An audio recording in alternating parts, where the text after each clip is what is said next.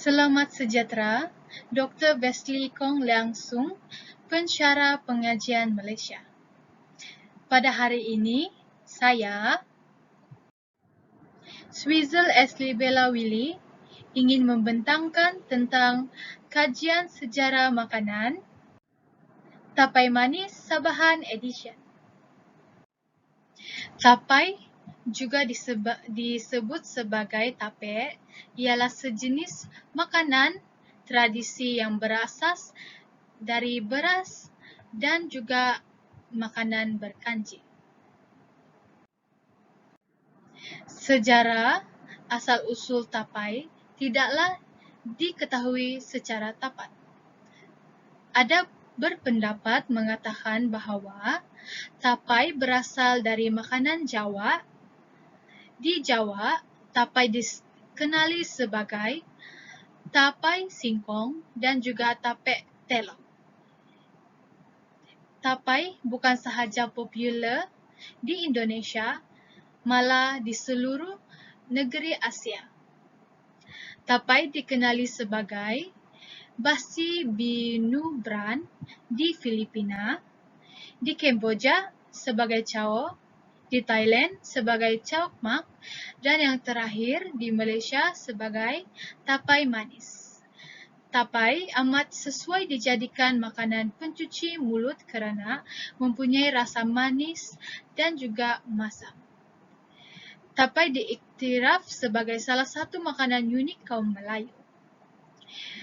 Terdapat dua jenis tapai pada umumnya, iaitu pertama, tapai ubi. Ini adalah contoh tapai ubi. Dan yang kedua ialah tapai pulut. Pada hari ini, saya akan membentang tentang cara-cara membuat tapai pulut. Tapai pulut, bahan-bahan asas ialah yang pertama, nasi sejuk, yang kedua, serbuk ragi. Alat-alat yang digunakan ialah bekas makanan kedap udara, kain tebal, ketulan arang, dan 2 hingga 3 biji cili padi. Cara-cara penyediaan ialah yang pertama, gemburkan nasi sejuk dan adukkan dengan serbuk ragi manis sehingga sebati. Langkah kedua ialah masukkan adunan itu ke dalam bekas makanan dan tutup dengan sehelai kain dan letak ketulan arang dan beberapa cili padi di atas bekas makanan. Seterusnya, letakkan makanan di tempat yang kering dan di dalam suhu bilik biasa. Yang terakhir, tunggu selama 24 jam. Selepas itu, tapai boleh dihidangkan.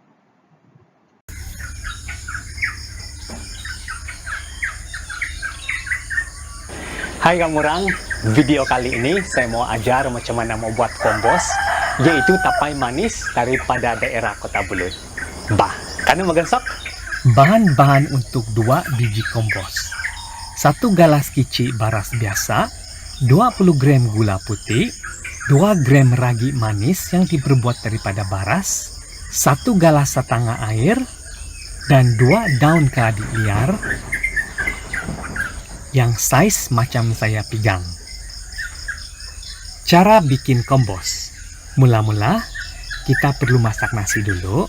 Jadi tuang dulu baras dalam lanjang, baru tuang air. Sukatan air ini sama sejak macam kita masak nasi setiap hari. Tutup lanjang dan masak nasi sampai kambang. Masa tu nasi masih lagi panas-panas, kasih masuk 1 sudu gula putih supaya cepat cair itu gula. Gaul sampai itu gula sebati sama nasi. Fungsi gula dalam resepi ini untuk kasih manis nasi tapai kita nanti, dan juga supaya nasi tidak melekat di antara satu sama lain. Sekarang kasih biar ini nasi sampai dia jadi macam suam-suam kuku, supaya bila kita kasih masuk ragi nanti, itu ragi kita tidak mati. Oke, sekarang kita kasih pecah ini sasad pergi 4 bahagian, sebab kita mau guna 1/4 saja. Lepas itu pisit-pisit pakai jari sampai hancur. Baru tabur atas nasi. gaul sampai sebati. Pastikan tangkai daun keladi liar kan putus macam ini, oke? Supaya senang kita lipat ini daun nanti. Pastikan juga bahagian atas dan bawah daun keladi bersih daripada habuk dan bintik-bintik hitam. Lap daun pakai tisu ataupun kain bersih.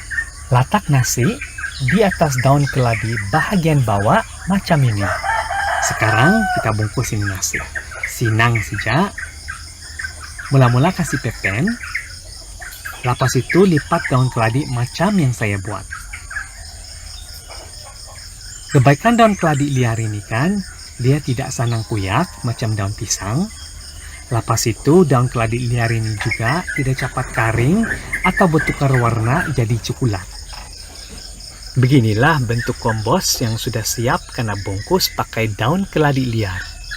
Sekarang, simpan kompos dalam kontainer dan tutup itu kontainer. Peram selama 2 hari di tempat yang gelap dan sejuk. Beginilah nasi kompos yang sudah kena param selama 2 hari. Nasi dia lembut dan berair. Kompos ni, menipis. Tengok dia sangat juicy. Bila nampak tu air, oke. Inilah kompos. Kompos ni adalah tapai manis. Di Kota Belud, hanya di area Pekan Kota Belud saja tapai manis ni kena panggil kompos. Kalau daerah-daerah lain, dorang ada nama dorang itu sendiri nih. Jadi, jangan kamu kasih salah saya kalau kamu pergi Kota Belud, kamu cakap kompos. Orang-orang yang bukan di daerah Pekan Kota Belud, dorang tidak kenal apa itu kompos, oke? Beza kompos daripada tapai manis yang lain, kompos Kota Belud ni dia orang guna beras biasa dan bukan beras belut. Dorang ada juga yang pakai beras belut, tapi kebiasaannya saya nampak dorang pakai beras biasa. Dan satu lagi yang paling katara, kompos kena balut pakai daun keladi liar. Saya mau patok, sorry. Kalau daun keladi liar ini selalunya gatal, tapi jangan risau. Dia punya bila walaupun dia kena bungkus pakai daun keladi liar, tapi kompos tuan ataupun tapai manis itu tidak gatal. Oke guys, tengok boleh nampak ada punya juicing dripping. Nampak kan? Tengok alright. Tengok guys, saya tidak tahu lah kalau kamu boleh nampak, tapi inilah kompos. Tengok dia dripping, ataupun sangat juicy, sangat wangi tapai. Oke, saya rasa dulu.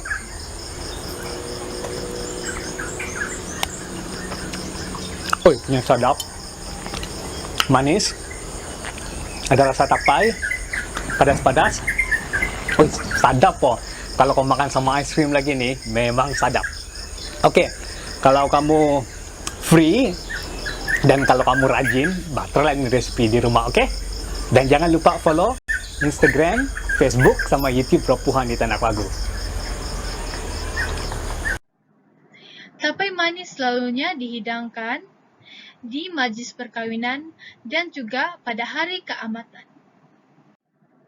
Itu saja dari saya. Sekian, terima kasih.